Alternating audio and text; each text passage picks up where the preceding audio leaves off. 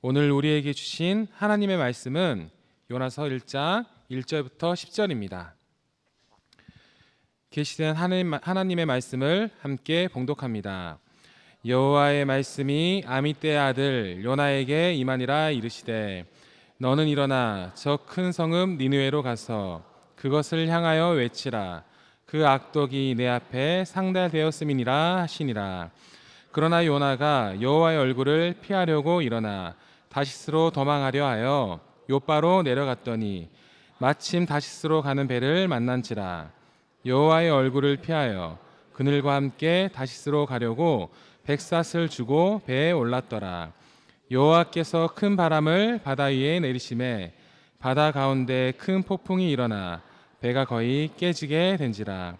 사공들이 두려워하여 각각 자식의 신을 부르고 또 배를 가볍게 하려고 그 가운데 물건들을 바다에 던지니라. 그러나 요나는 배 밑층에 내려가서 누워 깊이 잠이 든지라. 선장이 그에게 가서 이르되 자는 자여 어찌함이냐. 일어나서 내 하나님께 구하라. 혹시 하나님이 우리를 생각하사 망하지 아니하게 하시니라 하니라. 그들이 서로 이르되 자 우리가 제비를 뽑아 이 재앙이 누구로 말미암아 우리에게 임하였나 알아보자 하고 곧 제비를 뽑으니 제비가 요나에게 뽑힌지라. 무리가 그에게 이르되 청하건대 이 재앙이 누구 때문에 우리에게 임하였는가 말하라. 내 생업이 무엇이며 내가 어디서 왔으며 내 나라가 어디며 어느 민족에 속하였느냐 하니 그가 대답하되 나는 히브리 사람이요 바다와 육지를 지으신 하늘의 하나님 여호와를 경외하는 자로라 하고 자기가 여호와의 얼굴을 피함인 줄을 그들에게 말하였으므로 무리가 알고 심히 두려워하여 이르되 내가 어찌하여 그렇게 행하였느냐 하니라. 아멘. 여러분 기도해 주셔서 성지 순례 잘 다녀왔습니다. 참 우리가 좋은 세상에 산다는 게 그 멀리에서도 여러분의 예배드리는 모습을 한 번에 볼 수 있어서 참 감사하다 하는 생각이 들어요. 인천공항에서 화장실을 갔는데 명찰을 단 청소원이 남자 화장실을 청소를 해요. 이게 보니까 명찰에 강제구라고 써 있어요. 강제구. 그래서 대단하십니다. 여러분 강제구라는 사람이 1965년에 수류탄 투척 훈련을 하다가 훈련병이 앞으로 던지려고 손을 뒤로 젖혔는데 수류탄을 놓치면서 수류탄이 뒤로 가서 소대원들이 위험에 빠졌을 때 그때 중대장이었던 강제구 대령이 몸을 덮쳐서 산화를 하고 그 소대원의 목숨을 건졌던 그 강제구 소령 있잖아요. 이름이 똑같더라고요. 그래서 참 한 번 들으면 잊혀지지 않는 그런 이름이네요. 제가 이렇게 말하니까 그분이 아이고 내 이름이 이완용이었으면 어떻겠어요. 그렇죠 여러분. 그래도 강제구 하니까 그 대단한 사람, 초등학교 또 대학교 졸업했던 곳에 동상이 세워질 정도의 대단한 삶을 살았던 강제구라는 이름이니까 같은 이름이니까 괜찮지. 만약에 이름이 이완용이었다면 나의 삶과 상관없이 오해를 받을 수 있는 그런 걸 보면서 우리가 참 잘 살아야 되겠다 하는 생각을 다시 한번 하게 됐어요. 이번에 그리스 지역을 탐방하면서 빌립보 지역에 가서 바울과 실라가 갇혀서 찬송을 불렀던 곳으로 추정되는 빌립보 감옥을 방문을 했어요. 성경을 통해서만 보다가 처음 방문했던 이곳을 보면서도 같은 생각을 했어요. 우리가 알지 못하지만 만나본 적도 없지만 사도 바울의 소중한 삶의 흔적이니까 그 수많은 사람들이, 특별히 대한민국의 많은 사람들이 그 빌립보 감옥을 하나 보려고 그 오랜 시간에 많은 돈과 시간을 투자해서 그곳에 방문하는 걸 보면서 참 잘 살아야 되겠다.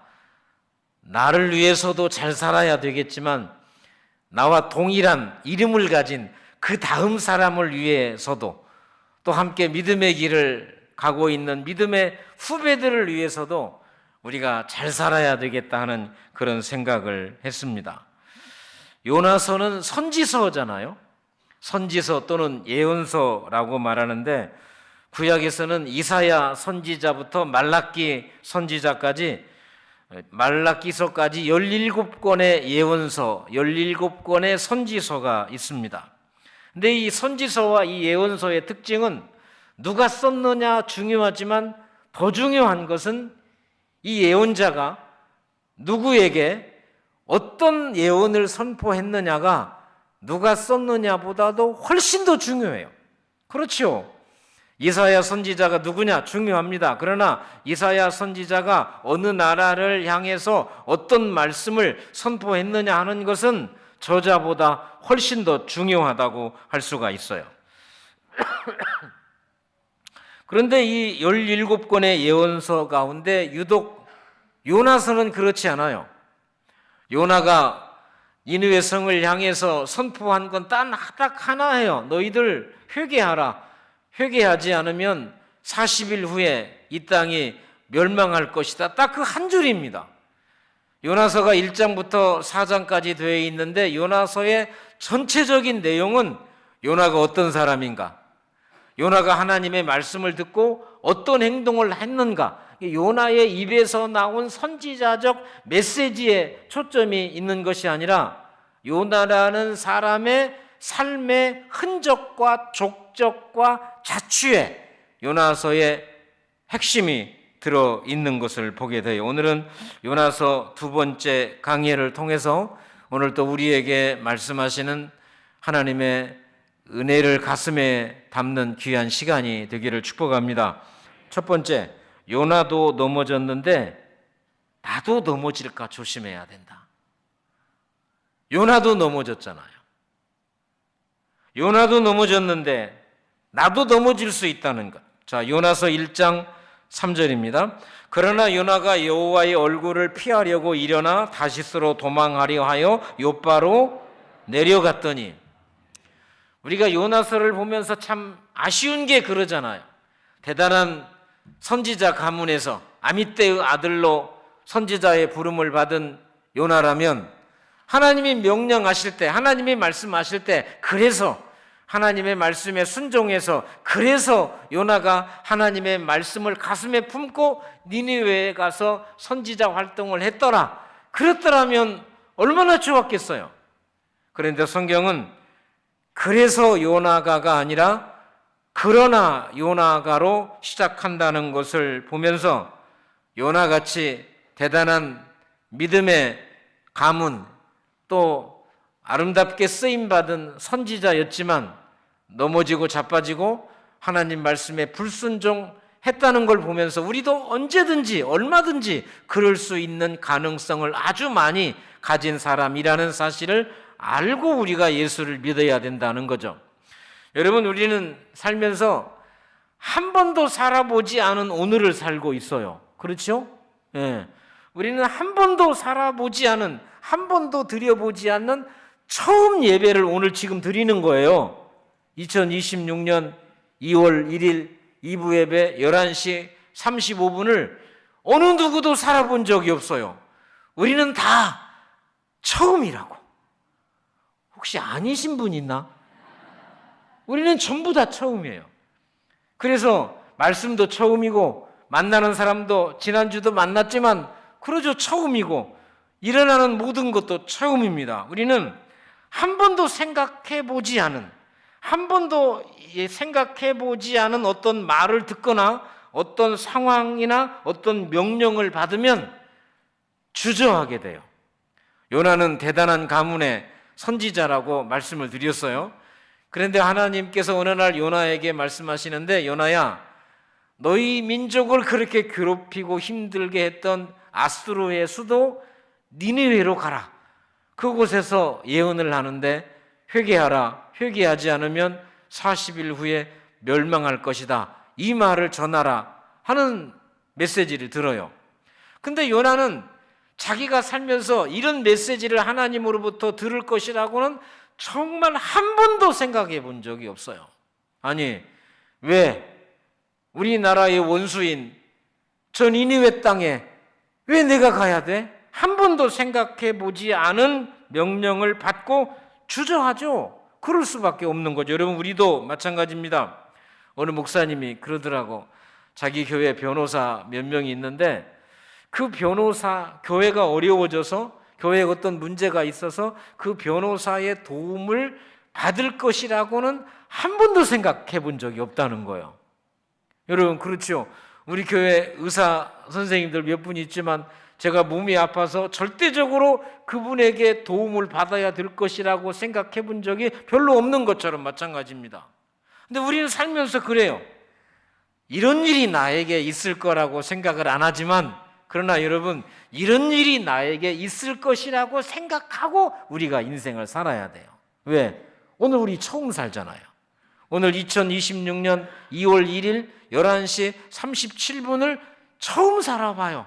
처음 살아보는 우리에게는 어떤 일이, 어떤 문제, 어떤 명령, 어떤 지시가 우리에게 떨어질지 모르기 때문에 우리는 언제나 준비해야 돼요. 준비하지 않으면 요나처럼 왜 그런 말을 해요? 왜 그런 명령을 나한테 해요? 그럴 수 없잖아요. 불순종하는 삶을 살 수 있다는 사실을 우리가 알아야 된다는 거죠. 창세기 4장에 보면 아담의 두 아들 가인과 아벨이 하나님 앞에 예배를 드리잖아요. 그런데 하나님은 가인의 예배를 거절합니다. 그리고 동생 아벨의 예배를 하나님이 받으십니다. 자, 그리고 나서 가인이 화가 났어요. 참, 화가 나면 얼굴빛이 변하는 건 그때나 지금이나 똑같은 것 같아. 그때는 안 그럴 것 같은데 그 아담의 시대에도 사람이 화가 나면 얼굴빛이 변했다는 건 그때나 지금이나 사람의 감정이 동일하다는 것. 자, 창세기 4장 7절입니다. 네가 선을 행하면 어찌 낯을 들지 못하겠느냐?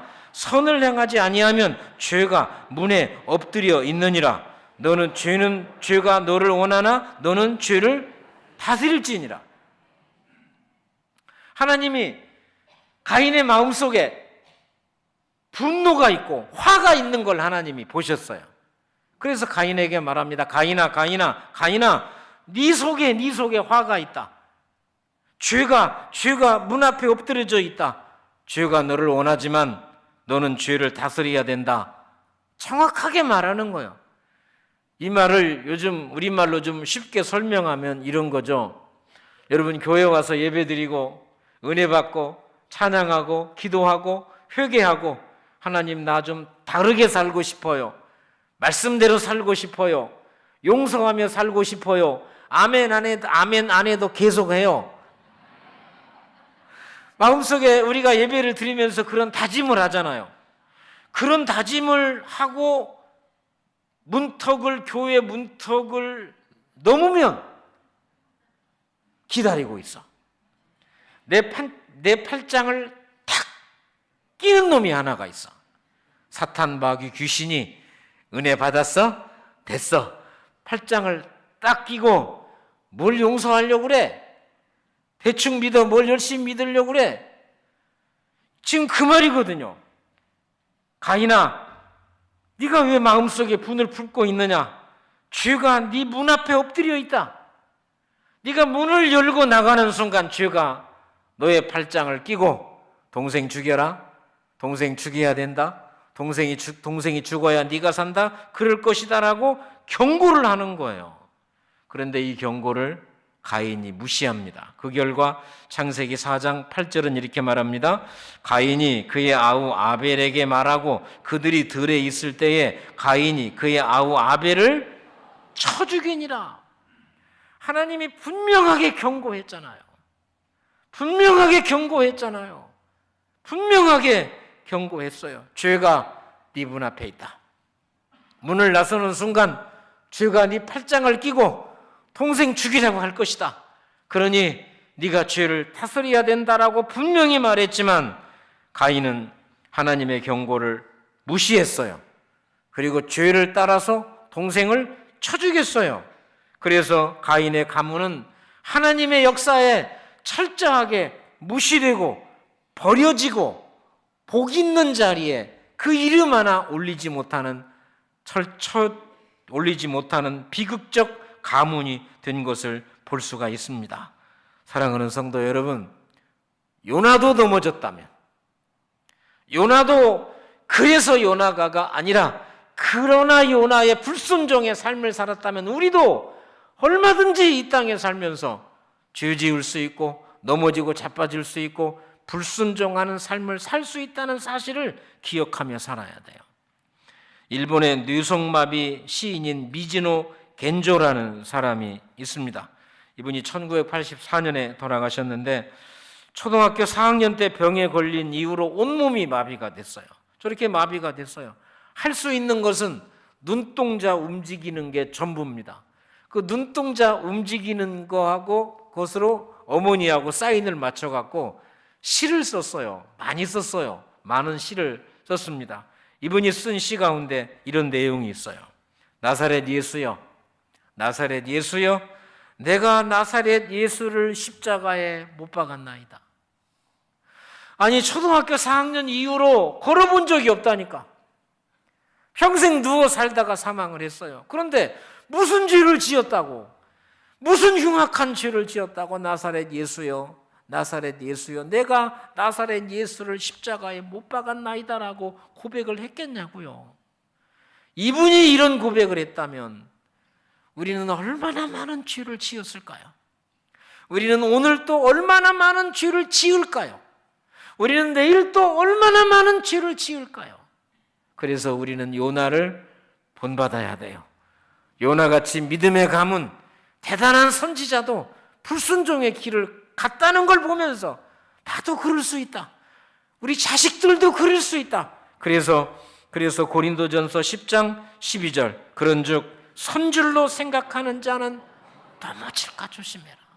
나사렛 예수여, 나사렛 예수여, 내가 나사렛 예수를 십자가에 못 박았나이다라는 그런 겸손과 경계의 마음으로 섰다라고 생각하지 말고 됐다라고 생각하지 말고 겸손과 긍휼한 마음으로 하나님 앞에 요나도 넘어졌으니 나도 넘어지고 또 넘어질 수 있다는 겸손한 마음으로 살아가시기를 축복합니다. 두 번째, 은혜의 추격전입니다. 요나서를 보면 하나님과 요나가 경주를 벌여요. 경주를 벌이는데 요나가 앞서가요. 하나님은 언제나 뒤따라가요. 근데 그런 것 같은데 결론에 보면 하나님이 추월하시는 은혜의 추격을 볼 수 있어요. 요나서 1장 2절을 같이 봅습니다. 너는 일어나 저 큰 성읍 니느웨로 가서 그것을 향하여 외치라. 그 악독이 내 앞에 상달되었음이니라 하시니라. 아멘. 자, 요나야 일어나라. 일어나서 아수르의 수도 니느웨로 가서 외쳐라 그래요. 외쳐라. 왜? 그들의 악독이, 니느웨 사람들이 굉장히 악했어요.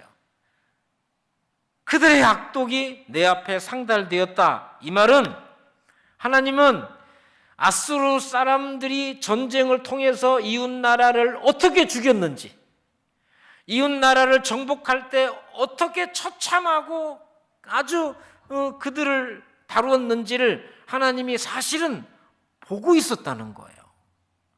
그들만 했던, 그들끼리 했던 죄악과 범죄를 하나님은 처음부터 끝까지 보고 있었고 그들의 악행을 하나님의 저울로 달고 있었어요.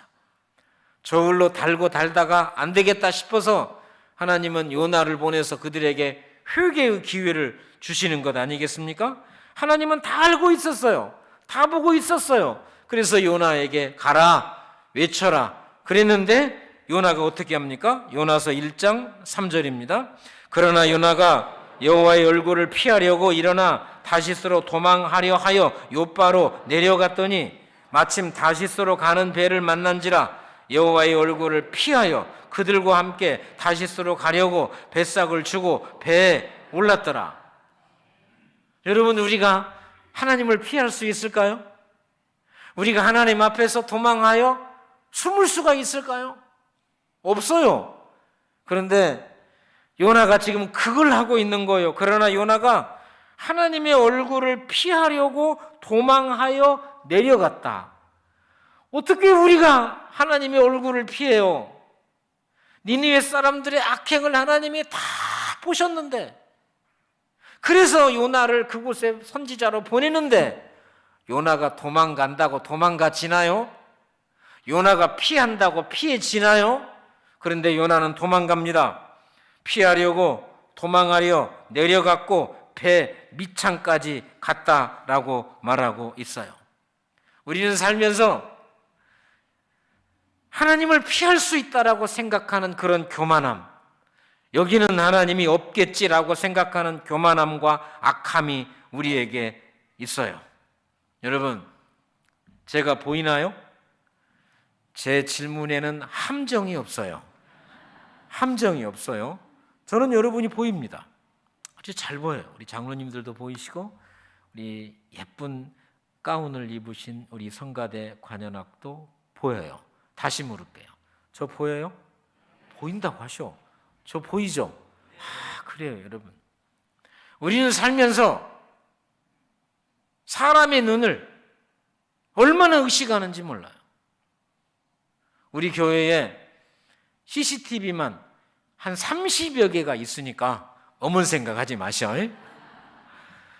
여러분, 30여 개가 있어가지고 거의 다 들어가고 나오는 것, 지하부터 5층까지 6층까지 여러분 들어가고 나오는 것이 전부 다 녹화가 돼 있어요. 제가 이렇게 목회를 하다 보면 예수 믿는 사람들이, 성도들이 교회 안에서 아주 두렵고 떨리는 자리가 몇 자리가 있는데, 그 한 자리가 어느 자리냐면 이 앞자리입니다. 여러분, 이 앞에 나와서 2분 3분 간증하라고 하면 달달달달달달달 떨어요. 오늘 장로님 대표기도 하셨는데, 대표기도 하시는 분들 앞에 나와서 기도하실 때 그분들을 얼마나 준비하고 고치고 또 고치고 기도하고, 도대체 왜 그러는 거죠? 아니, 왜 그분들은 대표기도 할 때 그냥 하면 되는데 기도하고 준비하고 앞에 나와서 뭐 할 때마다 달달달 떨고, 왜 그러는 거죠? 믿음이 많아서?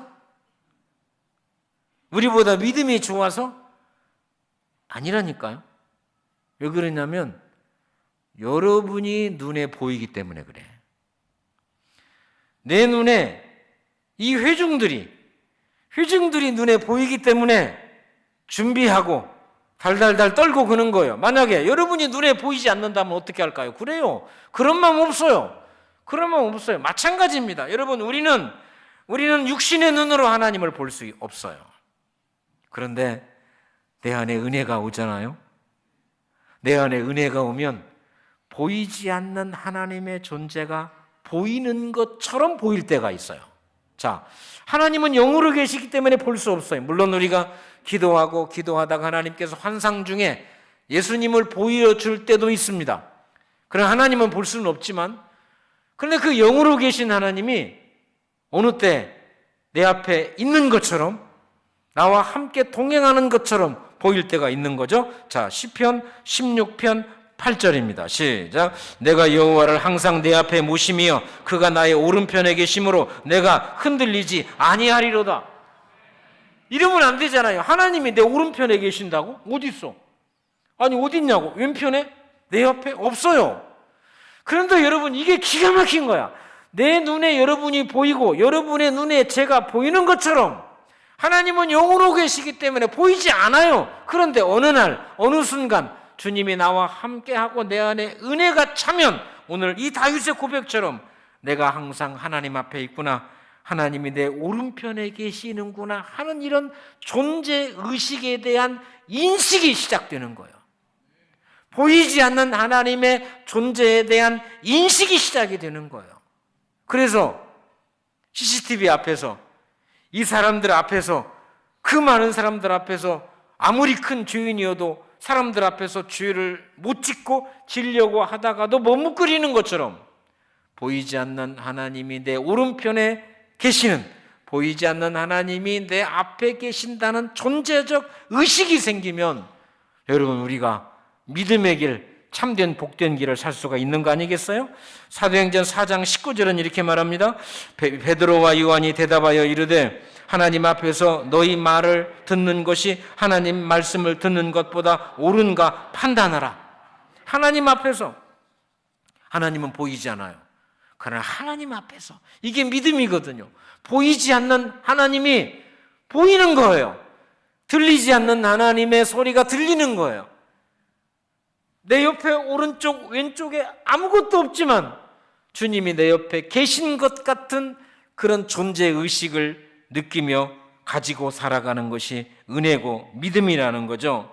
그런데 요나는 이런 게 없이 도망갑니다. 그런데 하나님은 보이지 않게 요나를 추격하세요. 자, 요나서 1장 7절입니다. 제비를 뽑으니 제비가 요나에게 뽑힌지라. 배가 풍랑이 나니까 요나는 피해서 배 밑창까지 가서 주무시고 있는데 하나님은 그 요나를 추격하는 거예요. 네가 나를 도망갈 수 있느냐?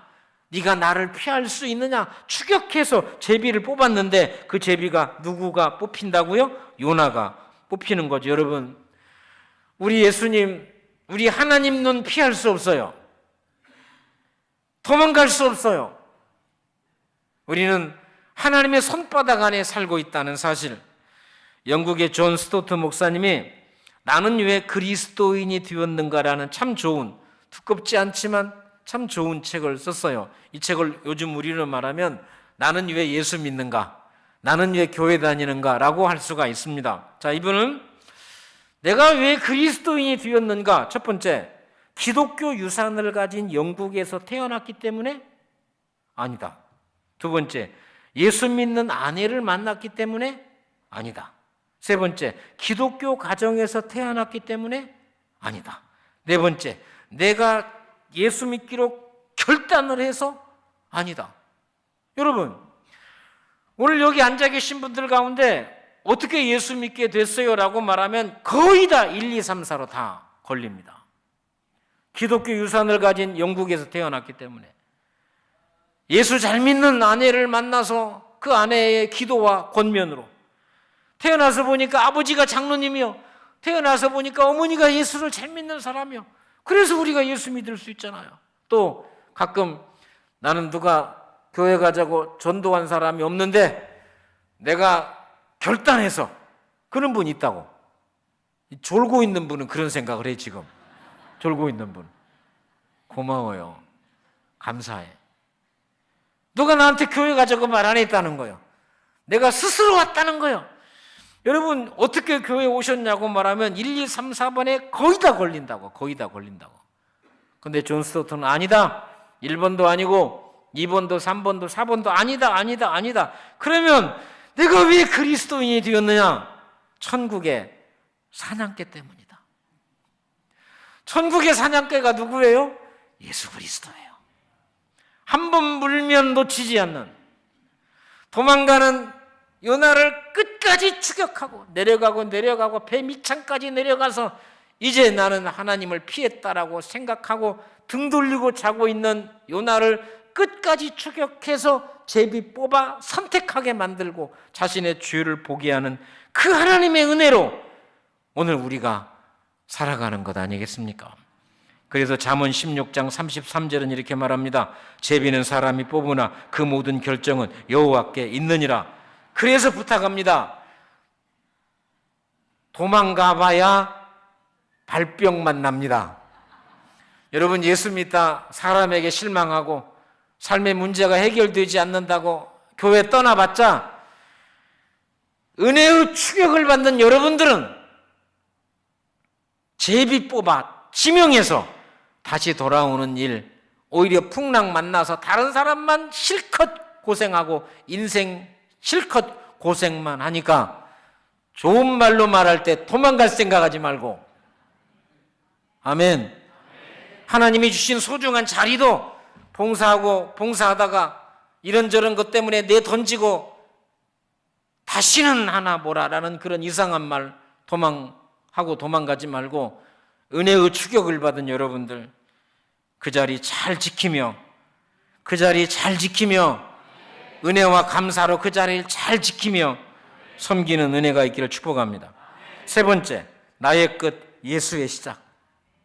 사실은 요나의 전체적인 내용을 한마디로 말하라면 나의 끝 예수의 시작이다. 요나의 끝에 죽음이 아니라 요나의 끝에는 하나님의 일하심의 시작이라고 할 수가 있어요.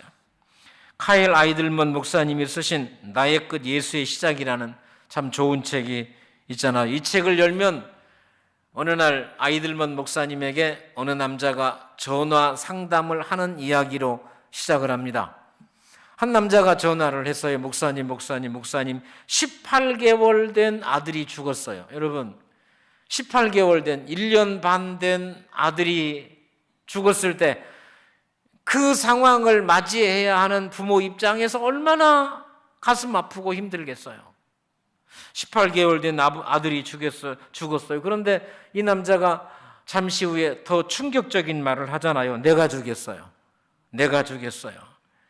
우리 아들이 18살 18개월 된 아들이 집에 나와서 마당에서 뛰노는 것을 모르고 자기 차를 후진하다가 그 아들을 치어서 그 아이가 죽었다는 충격적인 말을 듣고 아이들먼 목사님이 할 말이 없는 거예요. 여러분 무슨 말을 해주겠어요? 18살 된 18개월 된 아들이 자신의 차로 후진하다가 실수로 그 아이가 사망했던 이 상황에서 무슨 말을 하겠어요? 어쩌다. 그런데 이 남자가 또 충격적인 말을 하는 거예요. 목사님, 나는 이 사건을 통해서 18개월 된 아들을 내가 실수로 죽인 이 사건을 통해서 예수님을 만났어요. 저는 아주 가끔씩 의무적으로 교회를 나가곤 했습니다. 했던 그 남자가 그 사건 이후로 절실한 심정으로 교회를 나가는 거예요. 가끔씩 의무적으로 어쩔 수 없이 그랬던 그 사람이 이 사건 이후로 절실한 심정으로 하나님의 품에 달려가는 사람이 되었다는 거죠. 그러면서 모든 것을 잃은 것 같은 이 순간, 나는 난생 처음으로 예수님을 실제적으로 만났습니다. 어떻게 이렇게 되죠?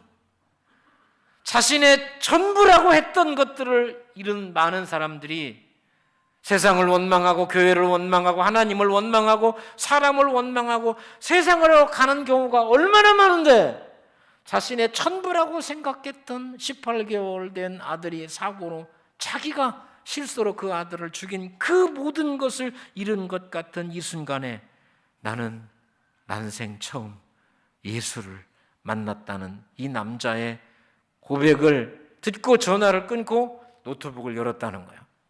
그리고 자신의 SNS에 이렇게 글을 썼습니다. 아래 문장을 완성해 보세요. 나는 무슨 때 예수님의 실제를 만났는가? 나는 언제 예수님의 실제를 만났는가? 이 질문에 수많은 수백 가지의 댓글이 달렸다는 거죠. 그 가운데 몇 가지를 소개하면 말기암으로 몇 개월밖에 살지 못한다는 청천벽력 같은 통보를 받았을 때 나는 예수님의 실제를 만났습니다. 남편이 다른 여자와 바람이 나서 집을 나갔을 때 나는 예수님의 실제를 만났습니다. 30년 동안 청춘을 바쳐 일했던 직장에서 아무 대책도 없이 쫓겨났을 때 나는 예수님의 실제를 만났습니다. 남편이 자동차 사고로 세상을 떠났을 때 초음파 검사로 태아의 심장 박동이 멈춘 것을 확인했을 때 나는 예수님의 실제를 만났습니다. 수많은 경우들. 여러분 어떻게 보면 이 경우는 자신의 인생을 다 잃어버린 거예요. 직장에서 하루아침에 쫓겨나고 믿었던 사람에게 배신을 당하고 아이가 죽고 어느 날 고칠 수 없는 육체의 질병이 나에게 왔을 때 여러분 다 잃은 거 아닙니까? 다 잃었다라고 생각할 수 있는 거 아니에요? 그런데 그 순간에 수많은 사람들은 다 잃었다라고 생각하는 그때 예수님의 실제를 만나는 영광을 보게 됐다는 것을 말해주고 있는 거예요. 그래서 잠언 25장 4절은 우리에게 이렇게 말씀하십니다. 은에서 찌꺼기를 제하라. 그리하면 장색에 쓸만한 그릇이 나올 것이다. 여러분, 그릇을 만드는 사람, 토기장이나 금이나 은으로 그릇을 만드는 사람이 좋은 그릇을 만들 수 없는 이유가 뭐냐? 찌꺼기가 많아서 그런다. 찌꺼기가. 오늘도 하나님께서 우리에게 소중한 직분을 주시고 교회를 통해서 자리를 주신다고요. 나를 통해서 하나님께서 그 무엇인가를 하고 싶어 하시잖아요. 이루고 싶어 하시잖아요. 내 존재를 통해서, 내 모습 이대로를 통해서. 그런데 그 일이 이루어지지 못하는 이유가 뭐예요? 찌꺼기 때문에 그래요. 네, 하나님께서 그 찌꺼기를 제거하는 중요한 방법 중에 하나는 고난과 고통입니다. 중요한 것을 잃어버리게 만들고 어느 날 찾아온 문제, 자식의 문제, 남편의 문제, 아내의 문제, 가정의 문제, 사업의 문제, 어느 날 내 몸에 다가온 고칠 수 없을 정도의 육체의 질병과 고난. 사실은 이것이 나를 사랑하시는, 나를 통해서 하나님께서 영광받기 원하시는 요 114, 요한복음 11장 4절, 요 114 같은 은에서 찌꺼기를 제거하여 장색에 쓸만한 그릇을 만들기 위한 하나님의 과정이라는 사실을 아셔야 된다는 거죠. 그래서 시편 119편 67편은 이렇게 말씀하십니다. 고난당하기 전에는 내가 그릇 행하였더니 이제는 주의 말씀을 지키나이다. 여러분 아셔야 돼요. 나는 고난 없이도 잘 살 수 있어. 없어. 이런 사람 아무도 없어요. 하나님 나 고난 주지 마세요. 난 고난 없이도요, 예수 잘 믿고 헌금도 잘하고 하나님의 사람으로 열심히 잘 살 수 있어요 말하는 사람 전부 다 교만한 거예요. 우리는 본질적으로 고난 없이는 바로 쓸 수가 없어요.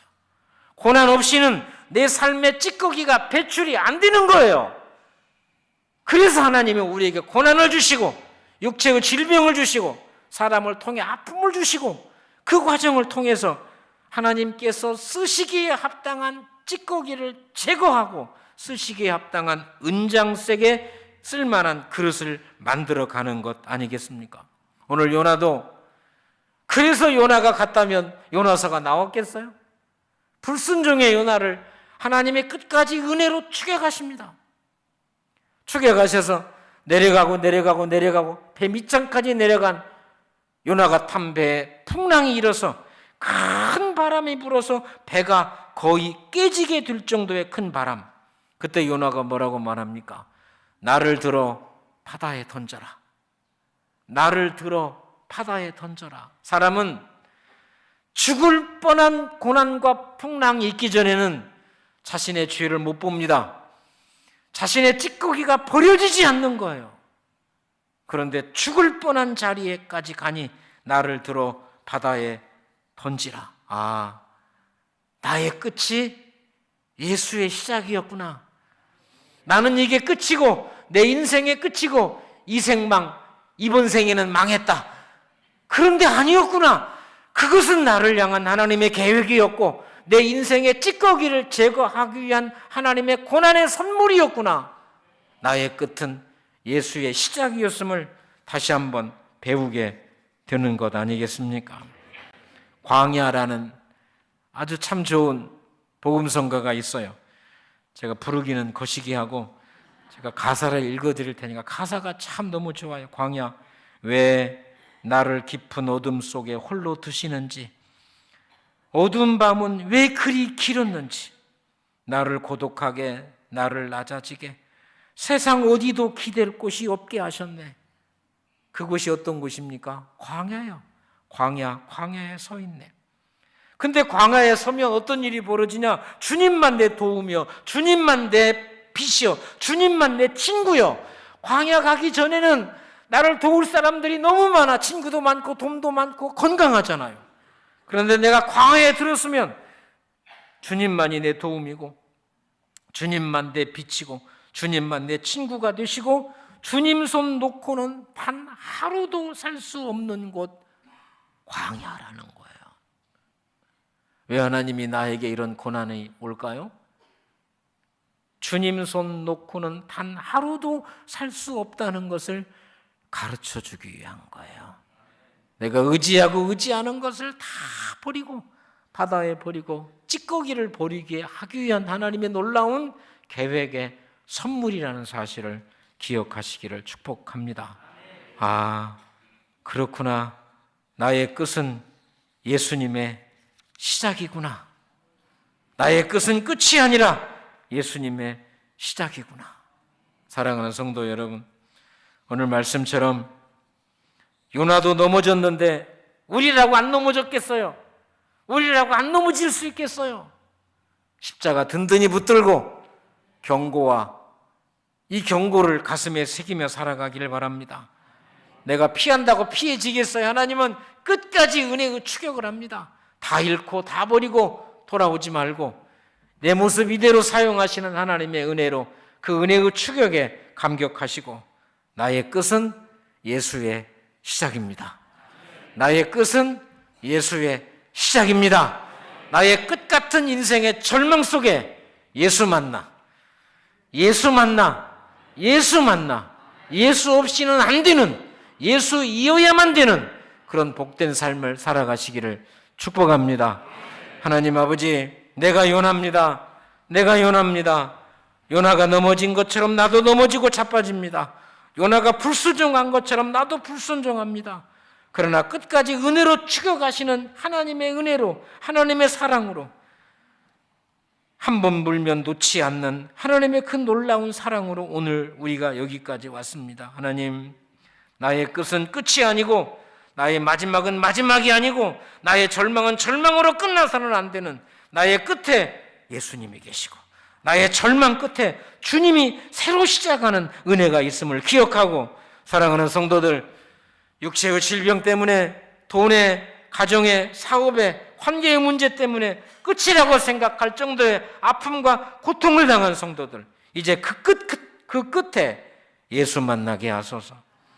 팔 벌려 기다리고 계시는 주님 만나 세상 흔들리고 나를 유혹해도 변함없는 믿음으로 살아가는 믿음의 성도들로 축복하여 주시옵소서. 예수님 이름으로 기도합니다.